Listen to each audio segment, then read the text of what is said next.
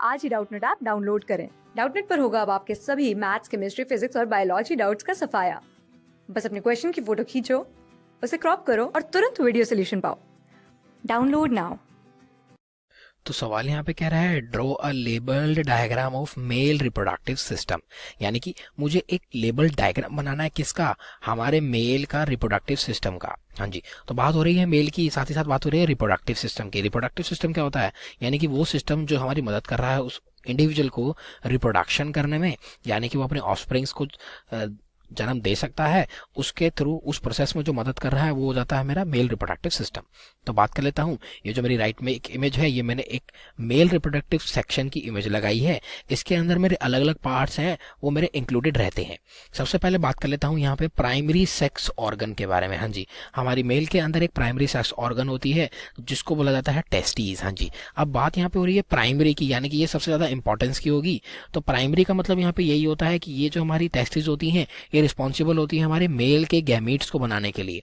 जो male gamete होते हैं वो होते हैं हमारे स्पर्म, तो स्पर्म को बनाने का काम हमारे टेस्टिस के द्वारा किया जाता है। ये काफी ज्यादा इंपॉर्टेंट स्टेप होता है हमारा। क्यों? क्योंकि हमारी जो रिप्रोडक्शन का जो सिस्टम है उसके अंदर स्पर्म का बनना काफी ज्यादा जरूरी होता है। यही फ्यूज करता है फीमेल के गैमीट के साथ और बना के देता है हमारे नए ऑफस्प्रिंग को, जो कि डेवलप करता है हमारे 9 मंथ्स के पीरियड में। ये तो मेरी बात होगी प्राइमरी सेक्स ऑर्गन की। तो आप देखिए, अब आपको इमेज के सहारे इसको दिखाता हूँ। तो हमारी जो टेस्टिस होती हैं ये हमारी ओवल शेप्ड की होती हैं, हमारी एक पेयर के अंदर प्रेजेंट होती हैं। पेयर यानी कि दो होती हैं, ये पेयर में दो होते हैं, तो दो टेस्टिस हमें देखने को मिलती हैं। ये रही मेरी टेस्टिस ओवल शेप की। अब टेस्टिस के पार्ट्स के बारे में एक बार देख लेते हैं। तो होता क्या है, टेस्टिस के अंदर मुझे देखने को मिलते हैं लोब्यूल्स। हाँ जी, मेरे लोब्यूल्स होते हैं कुछ 200 से 250 के आसपास मेरे लोब्यूल्स देखने को मिलते हैं।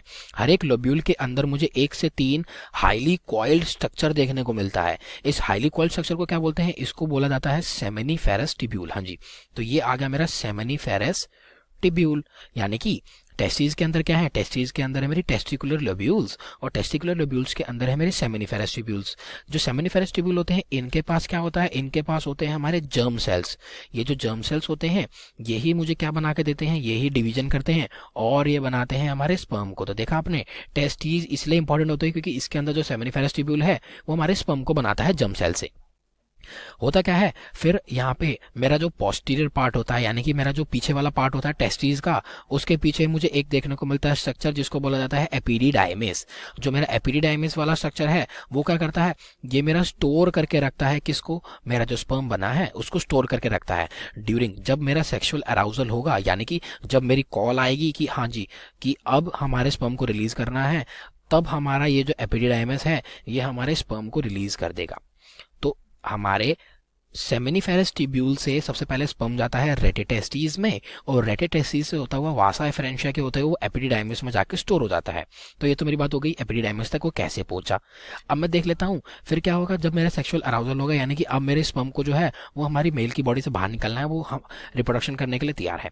तो होगा क्या, एपिडिडाइमिस मेरा किससे कनेक्टेड है, ये मेरी दो नैरो ट्यूब से कनेक्टेड है जो कि बोली जाती है वास डिफरेंस। हाँ जी, तो एपिडिडाइमिस हमारे जो स्पर्म है उसको रिलीज कर देगा। जब हमारा स्पर्म है वो वास डिफरेंस तक जाएगा और फिर वास डिफरेंस से होते हुए सबसे पहले जो साइड में ग्लैंड आता है वो होता है हमारा सेमिनल वेसिकल। जो सेमिनल वेसिकल है वो क्या करेगा, सेमिनल वेसिकल एक फ्लूइड को रिलीज करता है जिसको बोला जाता है सेमिनल फ्लूइड। ये जो सेमिनल फ्लूइड है ये किसके साथ मिक्स हो जाएगा, ये मेरे मिक्स हो जाएगा स्पर्म के साथ। हाँ जी, ये मेरे स्पर्म के साथ मिक्स हो जाएगा। फिर मेरा आएगा एक और दूसरा ग्लैंड जिसको बोलते हैं प्रोस्टेट ग्लैंड। तो होगा क्या, प्रोस्टेट ग्लैंड की भी एक सिक्रीशन होती है जिसको बोला जाता है प्रोस्टेट फ्लूइड। ये भी मेरे क्या है सेमिनल फ्लूइड के साथ ही और स्पर्म के साथ मिक्स हो जाएगा। फिर मेरा क्या है, ये हमारा किस प्रकार यूरिथ्रा तक जाएगा और यूरिथ्रा के बाद ये हमारा क्या है, हमारी जो पीनस है, पीनस क्या होती है, ये हमारी एक्सटर्नल जेनाइटिलिया होती है। हाँ जी, एक्सटर्नल जेनाइटिलिया होती है जो कि इजैकुलेट करती है हमारे किसको, हमारे स्पर्म्स को। अब देखिए स्पर्म्स खाली अकेले नहीं रहे, अब वो क्या बन चुके हैं, सीमन बन चुके हैं। हाँ जी, तो सीमन क्या कहलाया जाता है, जब मेरा स्पर्म फ्लूइड के साथ, हाँ जी, ये जो मेरे एक्सेसरी डक्ट्स होते हैं या फिर ग्लैंड्स होते हैं, इनकी जो सिक्रीशन आ जाती हैं हमारे स्पर्म के साथ, तो उस पूरे लिक्विड को बोलते हैं हम सीमेन। तो हमारा जो पीनस है वो सीमेन को रिलीज करता है बेसिकली। ये यूरिथ्रा है वो हमारे पीनस का ही पार्ट होता है, उसके बीच में जो नैरो ट्यूब होती है उसको हम यूरिथ्रा टर्म करते हैं। इसके थ्रू ही हमारा जो स्पर्म है वो यहाँ से ट्रेवल करता है और फिर वो बाहर रिलीज हो जाता है, यानी कि यहाँ से वो रिलीज हो जाता है।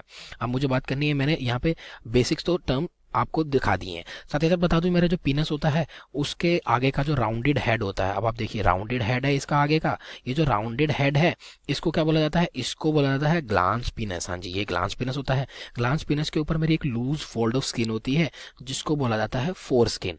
और ये जो फोर स्किन और ग्लांस पेनिस के बीच में लुब्रिकेशन हमारी जिस ग्लैंड के द्वारा करवाई जाती है उसको बोला जाता है बल्बो यूरेथ्रल ग्लैंड। तो मैंने देखिए यहाँ पे सारे जो मेरे फंक्शंस हैं सबके बारे में मैंने बता दिया है जो मेरे मेल रिप्रोडक्टिव पार्ट के फंक्शन कर रहे हैं। अब बता देता हूँ, मैंने प्राइमरी सेक्स ऑर्गन के बारे में तो बात कर ली जो कि टेस्टिस थी। अब मैं अगर बात करूँ यहाँ पे मेरे कुछ एक्सेसरी डक्ट्स भी होते हैं और मेरे एक्सेसरी ग्लैंड्स भी होते हैं। ये जो एक्सेसरी डक्ट्स और ग्लैंड्स होते हैं ये मदद यानी कि हमारे स्पर्म को यानी कि मेल गैमेट को बनाते तो नहीं है, लेकिन उसकी मैच्योरेशन और उसकी मोटिलिटी के लिए, मोटिलिटी यानी कि उसकी जो मूविंग कैपेसिटी है उसको इंक्रीज करने के लिए या उसको डेवलप करने के लिए होते हैं रिस्पॉन्सिबल। जैसे कि मैंने बात करी प्रोस्टेट फ्लूइड, ये जो मेरा प्रोस्टेट ग्लैंड है ये मेरा क्या है, ये मेरा है एक एक्सेसरी ग्लैंड। साथ ही साथ में मेरी जो सेमिनल वेसिकल्स हैं ये भी मेरी क्या है, ये भी मेरी एक एक्सेसरी ग्लैंड ही है। अब बात करूँ वास डिफरेंस की, वास डिफरेंस का काम क्या होता है, ये कोई सिक्रीशन नहीं देती है, ये खाली ट्रांसफर करती है हमारे स्पर्म को, तो ये कहलाई जाती है एक्सेसरी डक्ट्स। तो इस हिसाब से मेरा जो मेल रिप्रोडक्टिव सिस्टम है उसके अंदर प्राइमरी सेक्स ऑर्गन होती हैं, साथ ही साथ कुछ एक्सेसरी डक्ट्स और ग्लैंड्स होते हैं जो इसको नॉर्मल फंक्शनिंग के लिए करते हैं प्रोत्साहित। Thank you. क्लास 6 से 12 से लेके नीट, IIT, जेईई मेंस और एडवांस के लेवल तक 10 मिलियन से ज्यादा स्टूडेंट्स का भरोसा। आज ही डाउनलोड करें डाउटनेट ऐप या व्हाट्सएप कीजिए अपने डाउट्स 8400 400 400 पर।